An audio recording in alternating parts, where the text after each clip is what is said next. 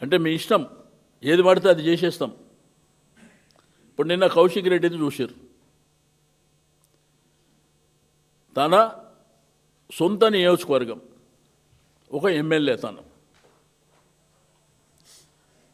తన సొంత పుట్టిన గ్రామం వేనవంక. ఆ గ్రామంలో సమ్మక్క సరళమ్మ జాతర ప్రతి 2 సంవత్సరాలకు ఒకసారి చాలా గ్రాండ్గా జరుగుతుంది. సరే, అక్కడ ట్రస్టీ ఉన్న వాళ్ళకేమో కోర్టు డైరెక్షన్ ఇచ్చిండ్రు, వాళ్ళ ఆధ్వర్యంలో జరగాలనేది నేను పేపర్లో టీవీలో కానీ అక్కడ చెప్పినటువంటి అధికారులు.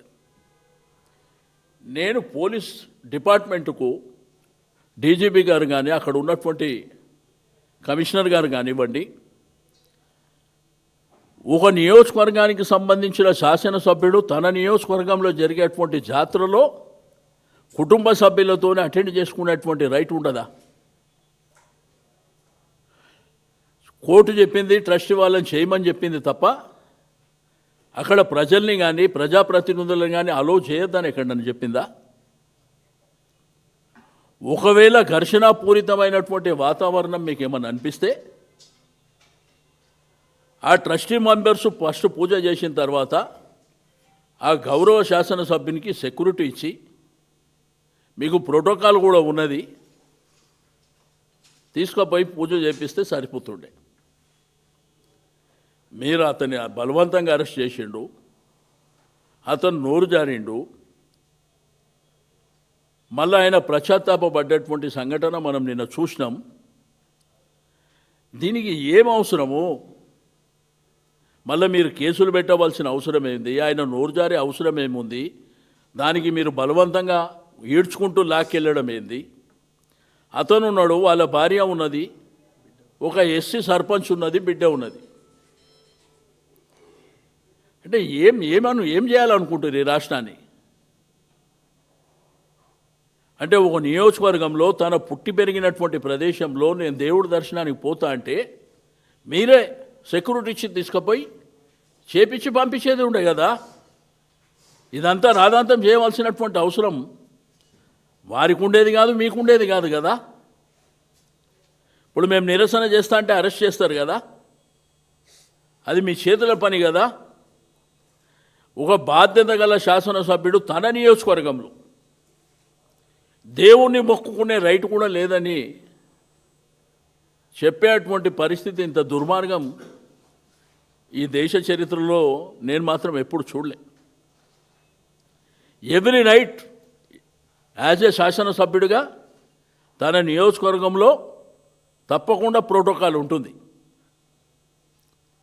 అక్కడ ఉన్న వాతావరణంలో ఏమన్నా 2-3 గ్రూపులు ఉండి విభేదాలు ఉన్నా కూడా వాళ్ళని దర్శనం చేపించి ఇతను కూడా తీసుకుపోయి దర్శనం చేపిస్తే ఓడిచిపోయే అటువంటి దానికి ఒక యుద్ధ వాతావరణాన్ని క్రియేట్ చేసి, రెండోది ఇక్కడ కేసీఆర్ గారి పట్ల నిన్న మొన్న జరిగిన పరిణామాల పట్ల చట్టం చాలా క్లియర్గా అడ్వకేట్లు చాలామంది మాట్లాడుతారు, మీడియాలో సోషల్ మీడియాలో కూడా మాట్లాడుతారు. ఒక సీనియర్ సిటిజన్ని గౌరవించవలసినటువంటి బాధ్యత ఇది కాదు అని చెప్తారు.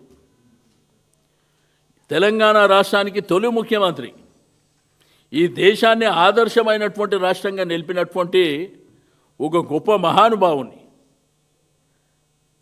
ఆ రోజు తెలంగాణ కోసం పోరాటం చేసి లాస్ట్కు నేను చనిపోయినా పర్వాలేదు నాకు రాష్ట్రం కావాలని కొట్లాడినటువంటి వ్యక్తికి మీరిచ్చే గౌరవ మర్యాద ఇదేనా? మీరు ఈ పనులు ఎప్పుడు చేయాలి? వారు రానన్నప్పుడు కదా. వారు ఏం చెప్పారు? చట్టాన్ని నేను గౌరవిస్తా తప్పకుండా, ప్రజాస్వామ్యంలో నా బాధ్యత అని వారు చెప్పారు. ఏం జరుగుతుంది రాష్ట్రం లోపల? ఎవరిని పడితే వాళ్ళని ఇష్టం ఉన్నట్టు అరెస్ట్ చేయడము, బలవంతాలు చేయడము. మొన్న ఎలక్షన్ పెట్టిరు, ఇప్పుడు 13వ తారీఖు, ఏది మున్సిపాలిటీ ఎలక్షన్. 16వ తారీఖు నాడు చైర్మన్ ఎన్నుకుంటారంట. ఎప్పుడు ఎట్లుంటుంది కాన్స్టిట్యూషన్? ఎలక్షన్ కమిషన్ వారికి మనం చెప్పే అవసరం ఉన్నదా? 13వ తారీఖు జరిగితే 14వ తారీఖు ఏంటంటే రీపోలింగ్ కోసం అవకాశం ఇస్తారు ఒక్కరోజు. ఏమన్నా ఘర్షణ పూరిత వాతావరణం ఉంటే వెరీ నెక్స్ట్ డే చైర్మన్ ఎన్నుకోవాలి. అంటే మీరు గెలిచిన వాళ్ళని ఎత్తుకొని పోయేటువంటి పరిస్థితులకు మీకు ఆ టైము డేట్లు అవన్నీ కావాలి. మీరు ప్రజలకు ఏమని హామీలు ఇచ్చిర్రు, మీ మేనిఫెస్టోలో ఏం పెట్టిర్రు, ఈరోజు మీరు చేస్తున్న తతంగం అంతేంది. కాబట్టి ఇది పద్ధతిగా లేదు. ఒక సీనియర్ శాసనసభ్యునిగా, సుదీర్ఘమైనటువంటి అనుభవం ఉన్నటువంటి వ్యక్తిగా, 6 సార్లు శాసనసభ్యుడిగా ఉన్నటువంటి వ్యక్తిగా నేను ఈ ప్రభుత్వానికి సూచన చేస్తున్నా. ఇది ప్రజాస్వామ్యంలో మీ కరెక్ట్ కానే కాదు. కొంతమంది మంత్రులు అంటారు, ఎందుకు భయపడుతున్నారు? ఎవడు భయపడుతుండు? ఎవడు భయపట్టిండు? దేనికి భయపట్టిండు? మీరు ఎన్ని చేసినా చట్టాన్ని గౌరవించేటువంటి వ్యక్తులుగా మా వాళ్ళు పాల్గొంటారు. మీరే నోరులు బారేసుకుంటారు ఇష్టం ఉన్నట్టు. మేము భయపడుతున్నాం, వాళ్ళు వచ్చి చూస్తారు మమ్మల్ని. కాబట్టి ఈ పరిపాలన కరెక్ట్గా లేదు. మరి ఏఐసిసి వాళ్ళు కూడా ఆలోచించుకోవాలి. రాక ఒక రాష్ట్రం వచ్చింది మీకు, మీ ఇష్టం, అది మీ కర్మ, మీరు అనుభవిస్తారు.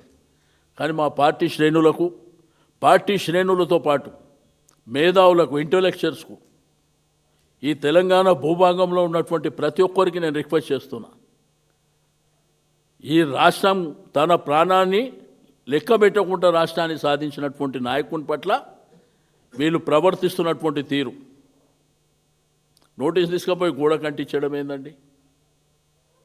నందినగర్లో కూడా మనుషులు ఉంటారు కదా.